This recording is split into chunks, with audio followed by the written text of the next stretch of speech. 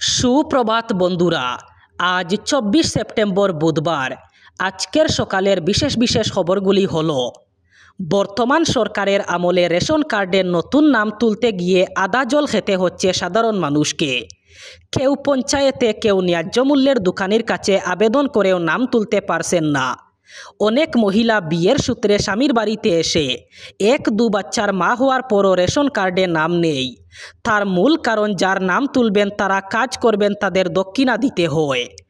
যারা পারছেন উপর মহলের সঙ্গে যোগাযোগ করে যে যেভাবে পারছেন কর্মকর্তাদের খুশি করে নাম তুলতে সক্ষম হচ্ছেন। সাধারণ মানুষ যারা পঞ্চায়েত অথবা ন্যায্য মূল্যের দোকানির কাছে নথিপত্র জমা দিয়েছে, তাদের মধ্যে 95% মানুষের নাম রেশন কার্ডে উঠছে না। পঞ্চায়েতে গেলে এক ধরনের কথা শোনা যায়, আবার রেশন দোকানির কাছে গেলে অন্য কথা। এভাবেই রেশন কার্ডে নাম তুলতে গিয়ে পায়ের চটি ক্ষয় করছেন সাধারণ মানুষ। এ ব্যাপারে সচেতন মানুষ জানান, কয়েকবার আবেদন করার পরও রেশন কার্ডে নাম উঠছে না। এর কারণও তারা বুঝতে পারছেন না। আবার শোনা যায়, কতিপয় লোক জেলা সদরে গিয়ে কর্মকর্তাগণের সঙ্গে দেখা করে তাদের খুশি করার পর নাম রেশন কার্ডে নথিভুক্ত হয়ে যাচ্ছে। এখন প্রশ্ন হচ্ছে, অসংখ্য মানুষ আছেন যাদের খুশি করার মতো ক্ষমতা নেই, আবার তাদের পরিবারে বাতের একমাত্র সম্বল রেশন কার্ডের চাল। তাদের কার্ডে যদি নতুন নাম তুলতে হয়, তবে তার উপায়টা কী? হাজার হাজার মানুষ রেশন কার্ডে নাম তোলার জন্য পঞ্চায়েত এবং ন্যায্য মূল্যের দোকানের কাছে প্রয়োজনীয় নথিপত্র জমা দিয়েও বিমুখ হচ্ছেন। জিএসটি সম্পর্কিত অভিযোগ দায়ের করার জন্য পোর্টাল চালু করা হলো। জিএসটি সংস্কারের পরে নতুন হার, বিলিং এবং ছাড় সম্পর্কে অভিযোগকারী তার অভিযোগ জমা দিতে পারেন। শারদীয়া নবরাত্রি থেকে নতুন জিএসটি কার্যকর হচ্ছে, যার ফলে শ্যাম্পু, সাবান, শিশুর পণ্য, জীবন স্বাস্থ্য বীমা ও আরও অনেক নিত্য প্রয়োজনীয় জিনিসপত্র সস্তা হয়েছে। কেন্দ্রীয় সরকার সারা দেশে এক ব্যবস্থা বাস্তবায়ন নিশ্চিত করতে প্রতিশ্রুতিবদ্ধ। কেন্দ্রীয় অর্থমন্ত্রক জানিয়েছে, এর ফলে নতুন ব্যবস্থার অধীনে জাতীয় গ্রাহক হেল্পলাইনের ইন্টিগ্রেটেড গ্রিভেন্স রিড্রেসাল মেকানিজম পোর্টালে জিএসটি সম্পর্কিত অভিযোগ নথিভুক্ত করার জন্য একটি পৃথক বিভাগ তৈরি করা হয়েছে। এতে অটোমোবাইল, ব্যাংকিং, এফএমজিসি এবং ই-কমার্সের মতো ক্ষেত্রগুলিকে অন্তর্ভুক্ত করে এমন উপবিভাগও রয়েছে। Toll free number 1915, NCH app, web portal, WhatsApp, SMS, email অথবা উমাঙ্গ অ্যাপের মাধ্যমেও আপনার অভিযোগ নথিভুক্ত করতে পারবেন। দুর্গোৎসবের দিন যতই ঘনিয়ে আসছে, বদরপুরে উৎসবের রং ততই গাঢ় হচ্ছে। প্রতিটি গলি, প্রতিটি বাজার আর প্রতিটি মহল্লায় যেন একটাই আলোচ্য বিষয়। বদরপুর বাজারে ইতিমধ্যেই শুরু হয়েছে পূজার ভিড়। সকাল থেকে রাত অবধি দোকানপাট, মল এবং শোরুমে ক্রেতাদের ভিড় চোখে পড়ার মতো। বিশেষ করে সন্ধ্যা নামতেই দোকানগুলোতে উপচে পড়া ভিড় জমছে। নারী, পুরুষ, শিশু ও তরুণ তরুণীরা সবাই নতুন কাপড়, শাড়ি, পাঞ্জাবি, জুতো থেকে শুরু করে অলংকার পর্যন্ত কেনাকাটায় ব্যস্ত। দোকানদাররা জানান, এবার বিক্রি গত বছরের তুলনায় অনেক বেশি। সকাল থেকে রাত পর্যন্ত দোকান সামলাতে হিমশিম খেতে হচ্ছে, তবে এই ব্যস্ততাই তাদের আনন্দ। গৃহবধূরা জানান, পুজোর আগে নতুন কাপড় না কিনলে যেন আনন্দই জমে না। সারা বছরের অপেক্ষা এই কয়েকদিনের জন্য। উমরপুর এবং বদরপুরের মৃৎশিল্পীরা এখন সবচেয়ে ব্যস্ত সময় পার করছেন।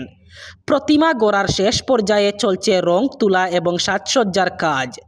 শিল্পীদের তুলির আঁচড়ে ধীরে ধীরে প্রাণ পাচ্ছে দেবী দুর্গা এবং তার সঙ্গী দেবদেবীরা। একটানা ভারী বৃষ্টি কলকাতায়। রাতভর ভারী বৃষ্টির জেরে জলমগ্ন গোটা শহর। তথ্য, এর আগে এত কম সময়ে এই তুমুল বৃষ্টি এবং এই ভয়াবহ জলমগ্ন পরিস্থিতি এর আগে দেখেনি কলকাতা শহর। তার মধ্যে পাড়ায় পাড়ায় পুজো প্যান্ডেল, কোমর জলে ডুবে রয়েছে গাড়ি।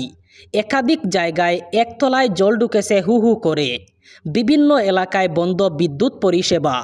পরিস্থিতির কথা মাথায় রেখে গতকাল থেকেই রাজ্যে সরকারি স্কুলগুলিতে পূজার ছুটি ঘোষণা করেছেন রাজ্যের প্রশাসনিক প্রধান মুখ্যমন্ত্রী মমতা ব্যানার্জি।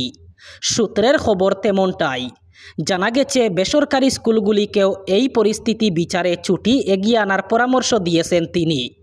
গতকাল মুখ্যমন্ত্রী বলেন, আজ থেকেই ছুটি পড়বে স্কুলে, বাচ্চাদের আর স্কুলে আসতে হবে না। অর্থাৎ সরকারি স্কুলগুলিতে সময়ের আগেই পড়ল পুজোর ছুটি। গতকালই রাজ্যের স্কুল শিক্ষা দপ্তর জানায়, পরিস্থিতি বিচারে 24 এবং 25 তারিখ অর্থাৎ বুধবার এবং বৃহস্পতিবার সরকার পোষিত সরকারি সাহায্যপ্রাপ্ত সমস্ত প্রাথমিক, মাধ্যমিক, উচ্চ মাধ্যমিক স্কুল বন্ধ থাকবে। ছুটি থাকবে উচ্চশিক্ষা প্রতিষ্ঠানগুলিতেও। নতুন জিএসটি কার্যকর হওয়ার পরেই দেশবাসীকে আরও এক সুখবর দিলেন প্রধানমন্ত্রী নরেন্দ্র মোদী।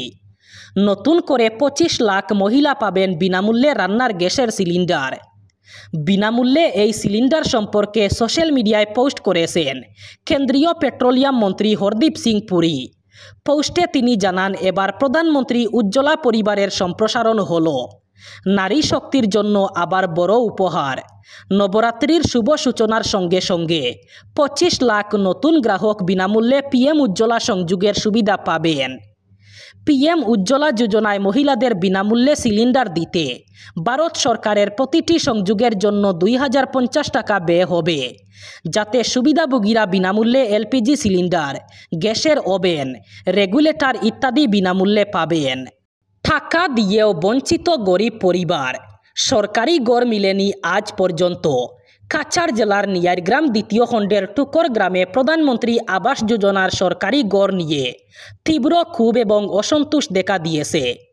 গ্রামবাসীর অভিযোগ, 2025 সালের মার্চ এবং এপ্রিল মাসে যেসব ঘর গরিব মানুষদের পাওয়ার কথা ছিল, সেই ঘর আজও অধরা থেকে গেছে। আরও গুরুতর অভিযোগ হলো, ঘর বরাদ্দের জন্য টাকা নেওয়া হয়েছে, অথচ বাস্তবে বেশিরভাগ পরিবারই এখনও ঘরের মুখ দেখেননি। এক ভুক্তভোগী বলেন, আমাদের কাছ থেকে অর্থ নেওয়া হয়েছে, কিন্তু ঘর আজও মিলেনি, কবে পাবো তাও কেউ বলতে পারছে না। গ্রামের আরও অনেকেই জানান, দরিদ্রদের কারণে তারা কষ্টে দিন কাটাচ্ছেন। সরকারি আবাস প্রকল্পের আওতায় নতুন ঘর পাওয়ার আশা জেগেছিল তাদের মনে, কিন্তু ঘর না পেয়ে হতাশা আরও গভীর হয়েছে। স্থানীয়রা দাবি তুলেছেন, প্রকৃত গরিবদের হাতে দ্রুত ঘর পৌঁছে দেওয়া হোক। টাকা দিয়েও যারা এখনও বঞ্চিত, তাদের জন্য অবিলম্বে ব্যবস্থা গ্রহণ করা হোক। বিষয়টির তদন্ত চালিয়ে স্বচ্ছতা নিশ্চিত করা হোক। কাছাড় জেলায় নবম এবং দশম শ্রেণীর ষান্মাসিক পরীক্ষা অথবা হাফিয়ারলি পরীক্ষার নতুন রুটিনকে ঘিরে ছাত্রছাত্রীদের অভিভাবক মহলে প্রবল অসন্তোষ দেখা দিয়েছে। অভিভাবকদের অভিযোগ, পূজার মাঝখানে পরীক্ষা আয়োজন করলে হিন্দু ছাত্রছাত্রীদের ব্যাপক অসুবিধা হবে। তাদের মতে, দুর্গাপূজার পর থেকেই শুরু হয় লক্ষ্মী পূজা, কালী পূজা, বাইফুটা প্রভৃতি উৎসব। এই সময় আত্মীয় স্বজনের বাড়িতে যাওয়া আসা এবং পারিবারিক অনুষ্ঠানের রীতি প্রচলিত, ফলে পড়াশোনার পরিবেশ পুরোপুরি ভিন্ন দিকে সরে যায়। অভিভাবকদের দাবি, পরীক্ষা হয় দুর্গাপূজার আগে নতুবা কালী পূজার পর, তবেই ছাত্রছাত্রীরা চাপ মুক্তভাবে উৎসব উপভোগ করতে পারবে। অভিভাবক সমাজের একাংশের যুক্তি, আজ মঙ্গলবার কিংবদন্তি শিল্পী জুবিন গর্গের শেষকৃত্য সম্পন্ন হয়েছে, তাই সরকার চাইলে বৃহস্পতিবার অর্থাৎ 25 সেপ্টেম্বর থেকে পরীক্ষা শুরু করতে পারত। সেক্ষেত্রে 25, 26 এবং 27 সেপ্টেম্বরের মধ্যেই পরীক্ষা শেষ হয়ে যেত। পরীক্ষার বোঝা শেষ হলে ছাত্রছাত্রীরা পূজার আনন্দে স্বস্তিতে শরিক হতে পারবেন। এই ছিল আজকের সকালের গুরুত্বপূর্ণ খবরগুলি। ভিডিওটি অবশ্যই লাইক করবেন এবং চ্যানেলটি সাবস্ক্রাইব করবেন।